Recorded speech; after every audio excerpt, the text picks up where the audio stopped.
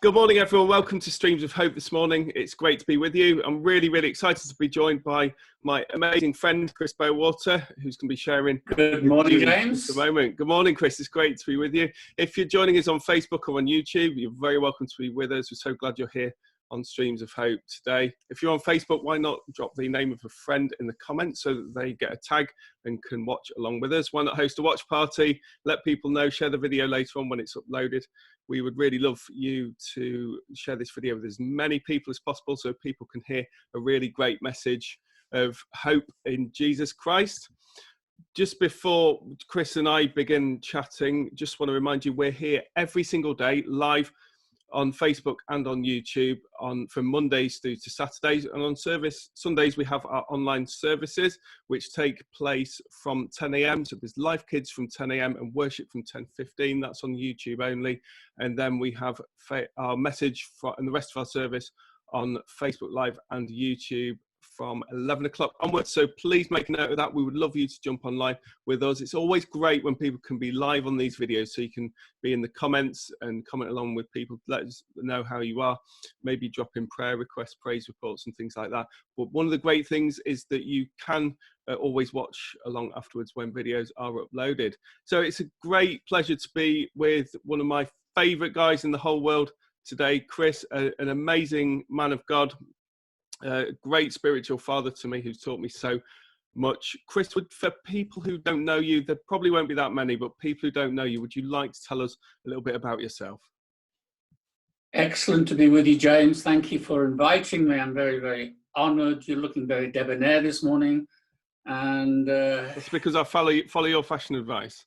Well, absolutely. I like the shirt a lot. Always. I am Chris Bowater. I live in Lincoln. I've lived here for over 40 years with my wife, Leslie. We've had 5 children. In fact, we still have 5 children who are all grown up now, and 4 of them are married, and each with their own families and children. So we have 10 grandchildren as well. So we've got a fairly fruitful family, and we're very blessed with that.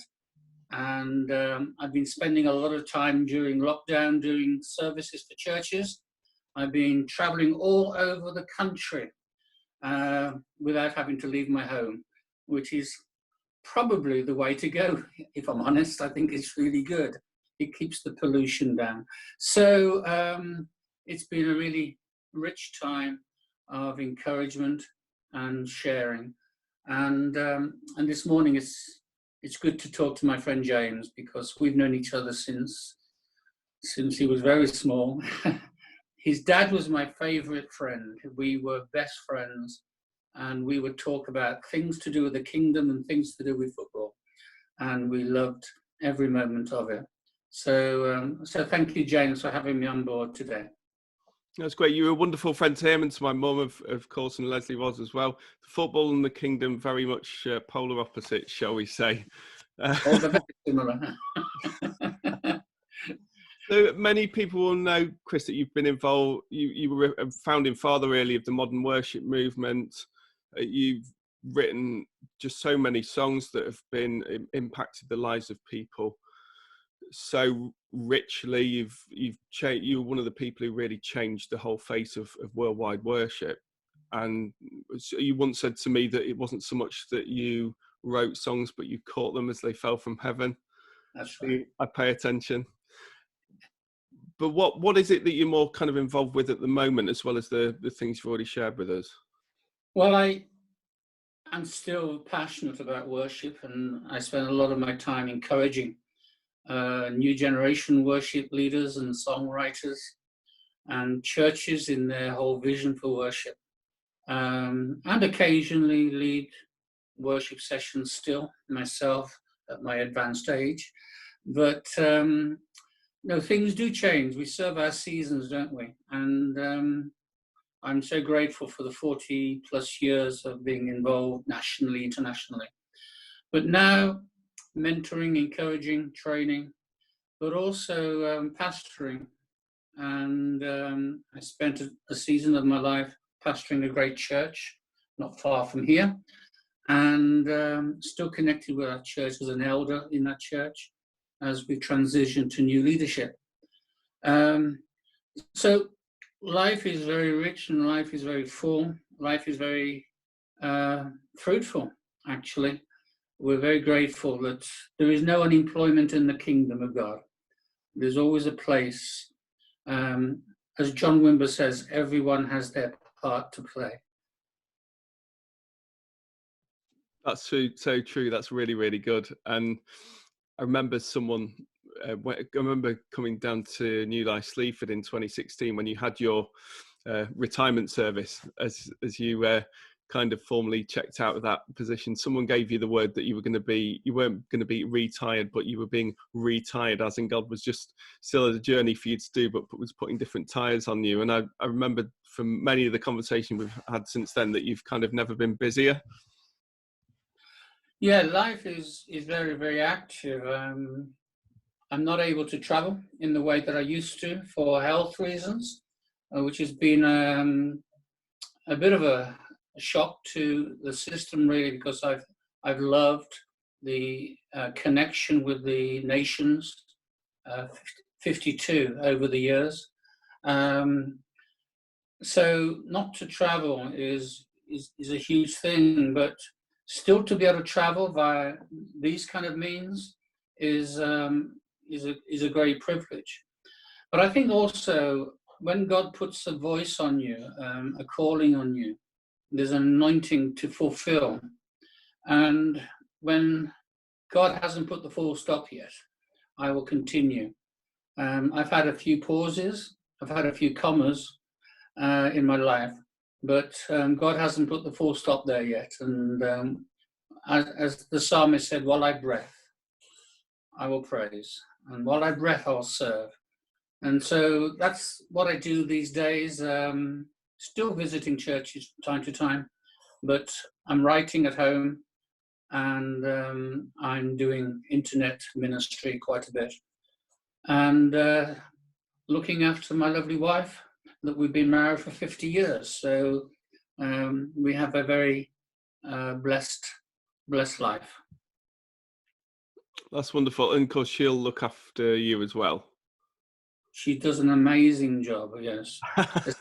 Especially bacon sandwiches on a Saturday. That's always wonderful. Always wonderful. So what, in terms of could you maybe share with us what really God is saying to you at the minute? What's really on your heart? Yeah, thanks for asking me, because one of the things you discover about the God that we serve, he is a communicating God. He wants to communicate with us. He wants to walk with us, but in the walking, he wants to talk. A bit like Adam and in the garden with God, in the Garden of Eden, they would walk. I would have loved to have eavesdropped on some of the conversations that a sinless Adam had with his God. But God is a relational God. He's a walking, talking God, and he wants to speak with us. And like, I guess, many of your viewers today, you've been kind of asking the question, what's all this about? What's this season about? What's the virus? What's behind all of this? And I remember watching T.D. Jakes recently on a message he preached in America, and he was asked the same question, what's God saying? What's God doing? And he says, I've learned over the years not to ask that question, because God's ways are not our ways. His thoughts are not our thoughts. They're higher. And even if he told me, he said, I'd probably not understand it. And yet behind all that, there's an awareness. And I think there's an awareness that God is trying to get our attention. And this has been my message in recent weeks to the church and to individuals. Be aware. Wake up to this reality. God is trying to get your attention. In fact, I saw a picture, and it was a finger over the mouth, and God was saying, shh. it's my time to talk. And I think there's a profound message in that at the moment, that we fill the earth with our words. We fill the earth with our actions. Man has tried to do his thing, and now, all of a sudden, because of COVID-19, everything is pretty well closed down. And there's a stillness on the earth. There's a quietness. There's a, if you like, there's a hush all over the world, as the song put it. And in this time, God is saying, now, listen to me. Let me speak. And God speaks, I believe, James, not so much in shouts. I believe he speaks in whispers. And I've been referencing quite a lot recently that in the story of Elijah, who was running away actually, and found himself in a cave. And the incredible truth is this: God knows where you're running away to. Elijah was hiding, but God knows where you're hiding. Because God knows your name, he knows your need, he knows your nature, and he knows where you're at. He really knows where you are. And Elijah was hiding. And God was going to reveal himself to Elijah. Now, this is one of the problems when we know that God is wanting to reveal himself, is that we preempt or we prejudge what God is going to do. Because we say, well, God did it like that last time, or God did it then, so God's going to do it again like this time. God doesn't have to do anything again. He doesn't have to do anything the same twice, because he's God. And Elijah found that he was standing in the cave and there was a mighty rushing wind. Now that was Elijah territory, where things happened in the weather. But God wasn't in it. And then there was a fire, and surely God was in the fire, because Elijah understood about God answering by fire. But God wasn't in it. And then there was the gentle wind, the ruach, which is the same word as was in the garden in the beginning, when the wind of the breeze of the Spirit blew, the ruach of God. And there was the wind blowing, the soft wind, the gentle whisper. And God was in the gentle whisper. And my message today is, make sure you get aside from all the rush. Sometimes when we have an empty space like we have now, we try to fill it. We fill the void with all kinds of noise and activity. My message today to whoever's listening and watching is, don't fill the void with activity and noise, but let the gentle whisper of God come through to your heart, because God wants to unveil his purposes for the next season. Because there's going to be a new normal after COVID-19. That's my message at the moment. That's wonderful, Chris. That's so rich and so helpful. Could you tell me, in terms of your experience and your knowledge, what would be your top tips for how we can really see that in our own lives? I think so often we're great at being very general or very truthful with people in church and say, go and spend time with God, go and do this, go do that, go do the other. But what, in terms of practicalities, in terms of if you're going to give us a few top tips, what would they be? I would say, first of all, be intentional. Most things come by decision making, and we need to be intentional. In other words, it's not wrong to make an appointment with God. We should be praying without ceasing, which means every moment of our lives is filled with a God sense. And that should go without saying. That's our living norm. But if, for instance, in our human relationship, if, for instance, with my wife, I never actually sat down with her face to face to share heart, it would be a very bland relationship. Of course, we are in the house together all the time, we're aware of each other, but there are times we have to intentionally sit down and not just talk, but I have to learn to listen, and she has to learn to listen. And the same with God, James. To be intentional is, I think, the first thing. I think to find that space which is uncluttered by human activity, whether that's the bottom of the garden, which it's been for me, and it helps if you've got nice weather, or it's a favourite chair or a room in the house, but somewhere of uninterrupted, uncluttered space. Be intentional, find the space, and make time. Time is one of those things that we always never seem to have. We were running out of time. I haven't got the time, we'd say. But now, as the song said, we've got all the time in the world. And yet, the danger is we can now waste time and not use it properly. So be intentional, create space, and make time. And when you've done all of that, listen. Listen. Write down what you sense in your heart, you're hearing. Keep a journal. Keep a diary. Write it down, because I don't know about you, but my memory is not as good as it used to be. But write it down. Let it become a point of meditation and reference of the things that you sense God was speaking to you, because that's what he does. Does that help you? Massively, massively, because I think so often we can go away from church with a great sense of, say, or from a message like this with a great sense of, yes, I'm going to do it, and then we think, well, I don't know how to do it. So that's really, really, really helpful. Before we wrap up our time together, have you got anything else that's really on your heart that you'd love to share with us, or any kind of final thoughts at all? Yes, indeed.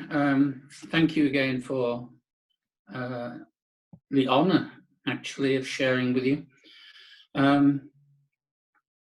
I think in this time of listening to God, I think there's a byproduct from this that's going to take place, and that is there's going to be a refreshing, a restoring of the wonder of God to us.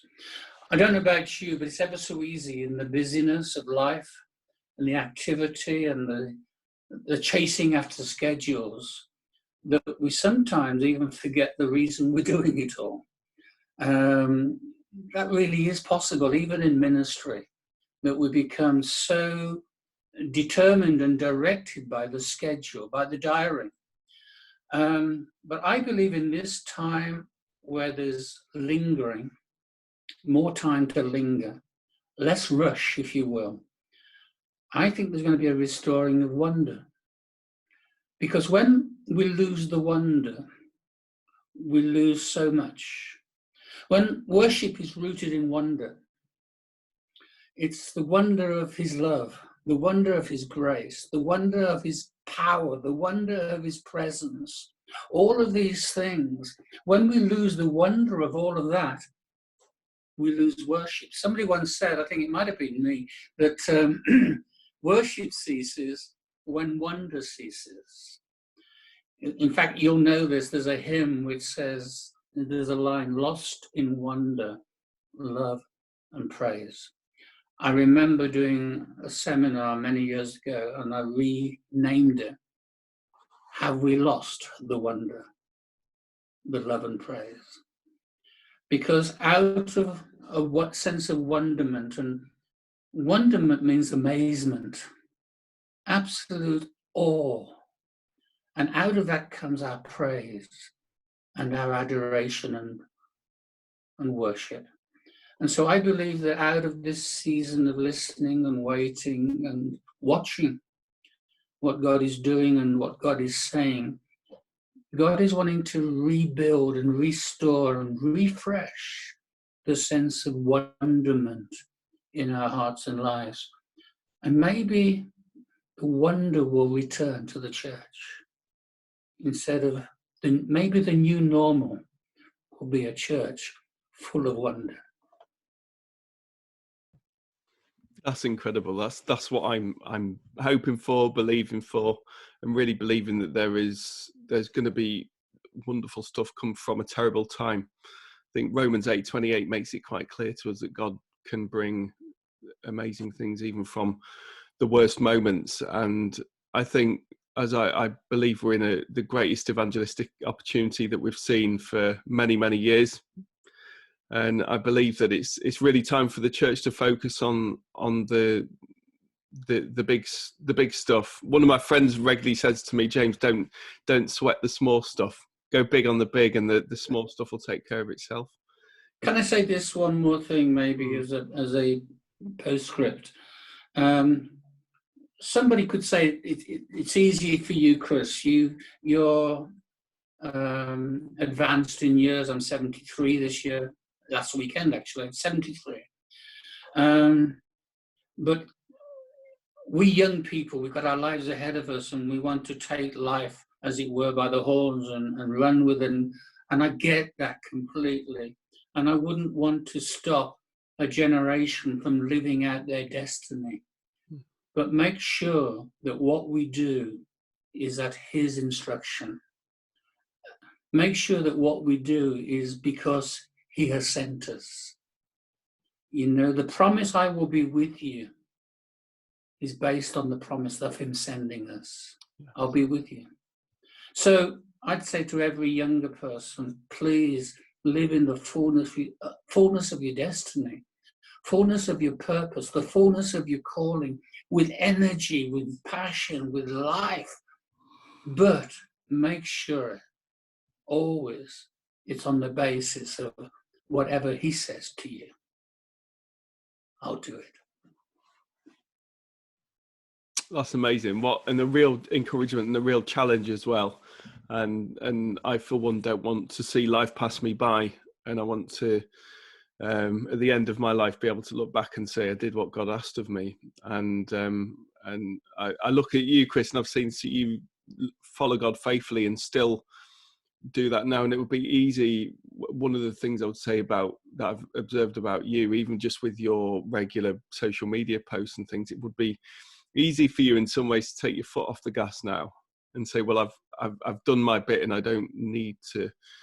But you continue to encourage, you continue to inspire, you continue to help, and you continue to very rarely let me pay for breakfast as well. Although I'm going on record for this. I do promise when we can eat breakfast in the future, I will pay, because it's my turn, because I've not been able to buy you a birthday present. So that'll be my thing for you. I would love that. I would absolutely love that. Yeah, so we there we go. It's on them. It's recorded for posterity, and we'll make sure there's plenty of copies of this video just in case you try to accuse me of getting out of it. You say that. Listen, Damon's calls us. Other good breakfast menus are available, of course. Don't be seen promoted one too much over the other. By the way, I said Damon's, not demons. That's another song. That was my dad's joke, wasn't it? Yeah, that was my dad's joke. He would call it that, especially when they tried to overcharge him. Well, Chris, it's been a great pleasure. It's been wonderful chatting to you. Thank you so much for your time, for your wisdom, and for your love. We're so grateful, and we really hope that it won't be too long before you can come back to church again and share with everyone in person rather than just on a TV screen. Listen, James, next time you see me in the flesh, I'll have had a haircut. So it'll be great to see you. And you can call me Sean. I'll call you Sean. I will do. That's good. Well, thank you again, Chris. And we're so grateful that you were able to join us on Streams of Hope today. We're back every Monday to Saturday at 11 a.m. Remember, services on online services on Sunday. We'll make sure there's plenty of publicity going out about that. But for now, it's goodbye for both of us. Thank you so much for tuning in. We look forward to seeing you again soon.